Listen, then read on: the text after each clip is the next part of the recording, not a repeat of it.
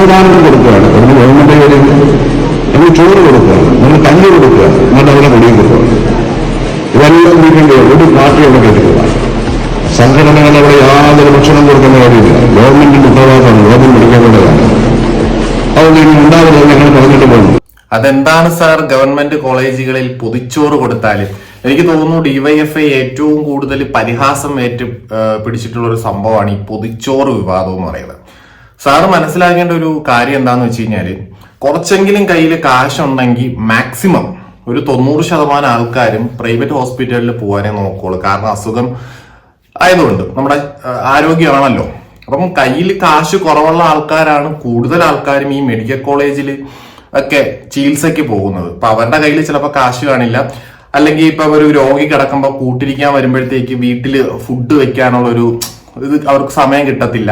അപ്പൊ അങ്ങനെയൊക്കെ വരുമ്പം ഇപ്പൊ ഡിവൈഎഫ്ഐ അല്ലെങ്കിൽ ഏത് പാർട്ടി ഒരു പൊതിച്ചോറ് കൊണ്ട് കൊടുത്താലും അത് വാങ്ങിക്കാൻ അവിടെ ആൾക്കാരുണ്ട് സാർ. പട്ടിണി കിടക്കുന്നവർക്ക് മാത്രമേ ഒരു നേരത്തെ അന്നത്തിന്റെ വില മനസ്സിലാവുള്ളൂ സാർ. അതിപ്പം പൊതിച്ചോറ് കൊടുക്കുന്നത് ഇപ്പൊ ഡിവൈഎഫ്ഐ ആയിരുന്നാലും KSU ആയിരുന്നാലും ABP ആയിരുന്നാലും ഇവിടെ എല്ലാവരും അതിനെ സപ്പോർട്ട് ചെയ്യും. അതൊരു എന്താ പറയാ, ഒരു രാഷ്ട്രീയമായിട്ട് ആരും എടുക്കില്ല.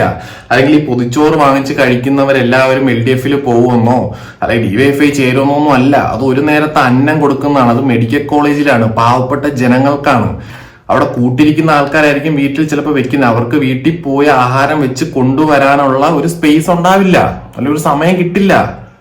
അപ്പം ഇത് കേരളമാണ് സാർ. ഇവിടെ പൊതിച്ചോറ് ഇനിയും കൊടുക്കും. അത് സാറല്ല, ഏത് തമ്പുരാൻ വന്ന് പറഞ്ഞാലും പൊതിച്ചോറ് കൊടുത്തിരിക്കും.